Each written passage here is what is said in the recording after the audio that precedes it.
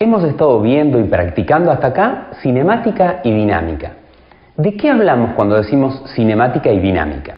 Cinemática está relacionada con describir el movimiento de los cuerpos. Por eso es que las variables que intervienen son velocidad inicial, velocidad final, distancia recorrida, tiempo transcurrido y aceleración. Aceleración significa el cambio de velocidad que tiene en algún momento de su comportamiento. Todo esto hace a una descripción del movimiento. Pero solo eso, la descripción del movimiento. A eso nos dedicamos cuando hablamos de cinemática. Después dimos un salto cualitativo. Dijimos, basta de describir sucesos, vamos a preocuparnos ahora por ver cuál es la razón de que ocurran los cambios en las cosas de la naturaleza. Y entonces dijimos, cada vez que hay cambios de velocidad, aceleración, hay una causa. Y encontramos eso que describe la dinámica, que es, cada vez que hay aceleración, se genera una fuerza, sentimos una fuerza. Cuando frenamos el auto, cuando aceleramos el auto, sentimos una fuerza debido a esas aceleraciones. Y al revés, cuando tenemos una fuerza, esta fuerza genera aceleraciones. Esto es, aceleración y fuerza están íntimamente ligadas. La una y la otra son indivisibles. Si una actúa, la otra también está. Pero de lo que vamos a hablar ahora es de algo mucho más abstracto. Ahora sí estamos en condiciones de entender cuál es el juego que juega la naturaleza. Vamos a hablar de un concepto muy abstracto que es la energía. Pero si me pusiera puntilloso y te dijera, bueno, mirá, la energía es, te tendría que decir, la energía es la capacidad de hacer trabajo. Esto es, vos no vas a ver la energía como una cosa, pero sí vas a ver situaciones en las que determinadas circunstancias, determinado cuerpo, determinadas condiciones del espacio son capaces de generar un trabajo. A eso es a lo que se le llama energía. O sea, cualquier cosa o cualquier lugar del espacio que es capaz de generar un trabajo es porque tiene la causa que puede generar trabajos, la energía. Entonces, como siempre hay que empezar por el principio, lo primero que vamos a tener que definir es ¿qué es trabajo? Seguro que es algo feo porque a nadie le gusta trabajar. Bueno, por lo menos a mí no. Pero si tengo que pedirle a alguien que trabaje, esa persona me va a decir, yo te voy a cobrar. Y entonces vamos a establecer una discusión entre los dos. ¿Cuánto le voy a pagar en función de su trabajo? Nos vamos a tener que poner de acuerdo en cuánto trabajo está haciendo, porque no le voy a pagar por un trabajo que no haga. Entonces, supongamos que yo quiero que corra una mesa. Y entonces le digo, te pago 100 pesos. Y él puede decirme, bueno, 100 pesos es una plata interesante para correr un poquito la mesa. Resulta que la mesa yo quería que la corriera desde acá hasta la casa de mi vecino, que además tiene escaleras. Entonces, una de las cosas con las que nos vamos a tener que poner de acuerdo para establecer cuánto le pago es, ese trabajo va a depender de a qué distancia quiero yo transportar esa mesa. Bien, ahora que se enteró la distancia me dice 500 pesos. Pero de cualquier manera me alegro, porque algo que no me preguntó es que la mesa iba a estar cargada con todo el resto de los muebles de mi casa encima. Y él, para llevar la mesa, iba a tener que hacer mucha fuerza. Entonces, clave para cuando uno quiere saber cuánto trabajo tiene que hacer es, miremos cuánta fuerza tenemos que hacer y a qué distancia la tenemos que trasladar. La mejor definición de trabajo va a ser fuerza por distancia. Cuanto más grande es la fuerza, más trabajo. Cuanto más grande es la distancia, más trabajo se está realizando. Un detalle, estamos hablando de fuerzas paralelas a la distancia a la que voy a desplazar el cuerpo. ¿Por qué digo esto? Porque si la fuerza va en una dirección distinta a la distancia, yo no le voy a pagar porque haga fuerza hacia arriba si lo que quiero es que desplace la mesa para el costado. O sea, el trabajo siempre tiene que ver con que la fuerza que se haga sea en la dirección de desplazamiento.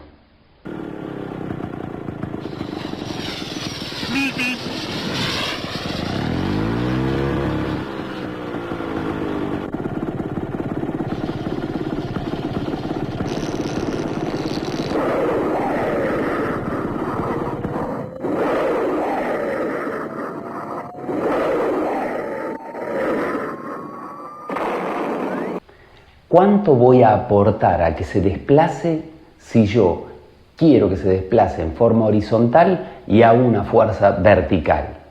Entonces, las fuerzas verticales van a aportar a algún trabajo que yo quiera hacer en el eje vertical. Pero si hago un trabajo por un desplazamiento en el eje horizontal, solamente van a aportar en esa dirección las fuerzas que se apliquen en esa dirección. Entonces, no hagas la del coyote. Veámoslo con un ejemplo. En primer lugar, vamos a analizar un caso en el que se quiere levantar una caja mediante una roldana y una soga, y como la caja pesa 70 newton, se deberá hacer una fuerza de 70 newton o superior para poderla levantar. Ahora pensemos que nuestra intención es levantarla hasta los 4 metros. En primer lugar, recordemos que las fuerzas que vamos a analizar son fuerzas que están en la misma dirección, o sea, paralelas al desplazamiento del cuerpo. En este caso, el peso o su contraparte, la fuerza que hace el hombre para levantarla, son paralelas al desplazamiento de 4 metros que queremos hacer sobre esa caja. Entonces, a la hora de plantear el trabajo, diremos trabajo es igual a fuerza por distancia, fuerza de 70 newton por una distancia de 4 metros, el resultado es 280 y como unidades nos quedarán newton por metro. En algunos casos pueden llegar a encontrarse con este valor escrito en algunos libros. En la mayoría de las oportunidades, estas unidades combinadas han sido reemplazadas por el nombre de Joule, en honor al investigador que trabajara mucho sobre este tema. Así es que 70 newton por 4 metros nos da 280 Joule. Si después de que la caja llegara a los 4 metros de altura, el hombre decidiera soltar la soga, la caja volvería a caerse. Esto es, el peso de la caja volvería a hacer un trabajo restaurando la posición anterior. A estas fuerzas que recuperan el trabajo invertido se las conoce como fuerzas conservativas. Esto es, conservan la energía que se invirtió para hacer todo ese trabajo y si uno deja que actúen, devuelve esa energía haciendo un trabajo similar en sentido contrario. Por lo tanto, al peso o a la fuerza gravitatoria se la reconoce como una fuerza conservativa. Vayamos a un segundo ejemplo. Queremos subir una caja que pesa o que tiene una fuerza gravitatoria de 40 newton y colocarla sobre una mesa que está a 1 metro de altura. Nuevamente, la fuerza que tenemos que hacer es como mínimo de 40 newton. La fuerza será paralela al desplazamiento que queremos realizar sobre la caja y por lo tanto el trabajo será fuerza por distancia, 40 newton por 1 metro, igual a 40 newton por metro o 40 joules. Encaremos ahora un problema un poco más complejo. Queremos correr una mesa a 3 metros de distancia con una fuerza de 50 newton, pero la mesa está rozando contra el piso. La fuerza con la que roza es de 20 newton. Si nosotros calculamos el trabajo que hacemos para correr la mesa, nuestra cuenta será 50 newton por 3 metros, o sea, 150 joules. Pero si queremos calcular el trabajo real aportado, tendremos que observar la fuerza neta aplicada. y la fuerza neta aplicada será 50 newton menos 20 newtons del rozamiento que está actuando en contra. Por lo tanto, el trabajo será igual a 30 newton por 3 metros, o sea, 90 joules. Hemos aportado un trabajo neto de 90 joules. ¿A dónde han ido a parar los 60 joules que faltan? Esos 60 joules es el trabajo en contra que ha realizado la fuerza de rozamiento, y este trabajo no lo recuperaremos nunca, porque la fuerza de rozamiento siempre se va a oponer al desplazamiento que intentemos hacer. Por lo tanto, sobre cualquier trabajo que hagamos sobre los cuerpos, la fuerza de rozamiento siempre nos hará perder parte de ese trabajo. A estas fuerzas que no nos permiten recuperar la energía que nosotros invertimos para hacer el trabajo, se las conoce como fuerzas no conservativas. La fuerza de rozamiento es una fuerza no conservativa. Veamos un último ejemplo donde una persona quiere mover un auto con 90 newton, pero la otra se opone a que lo corran y entonces hace 50 newton en contra de la fuerza del primero. Además, tenemos que considerar de que el auto roza contra el piso con una fuerza de rozamiento de 20 newton. Si intentamos que se desplace 2 metros el auto, el cálculo del trabajo neto realizado por este conjunto de fuerzas será la fuerza neta, 90 newton menos 50 newton menos 20 newton, considerando el signo de cada una en función de para dónde apuntan, multiplicado por 2 metros, la distancia que se va a desplazar. El resultado es 20 newton de fuerza neta por 2 metros, o sea, 40 joules.